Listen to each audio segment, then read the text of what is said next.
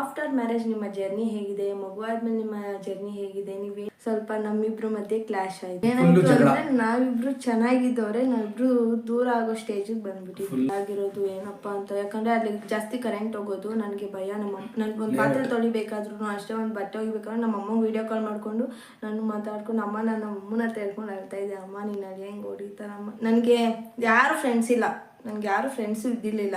ನಮ್ಮ ಅಮ್ಮನೇ ನನ್ನ ಫ್ರೆಂಡ್ ಆಗಿದ್ದು. ನಮ್ಮ ಅಮ್ಮನ ಹತ್ರ ಹೇಳ್ಕೊತ ಇದ್ದೆ, ಅಮ್ಮ ಹಿಂಗೆ ಹೊಡಿತಾರಮ್ಮ, ನನಗೆ ಇರೋಕ್ಕಾಯ್ತಿಲ್ಲ ಅಮ್ಮ ನನಗೆ ಅಂತ. ಅತ್ತೆ ಮಾವನು ನನ್ನ ಜಗಳ ಆಡ್ತಿದ್ದಾಗ ನಮ್ಮ ಮಧ್ಯೆ ಬರ್ತಾ ಇರಲಿಲ್ಲ. ಏನು ಯಾಕೆ ಹೊಡಿತೀಯ ಅಂತಲೂ ಇವ್ರನ್ನ ಕೇಳ್ತಾ ಇರಲಿಲ್ಲ.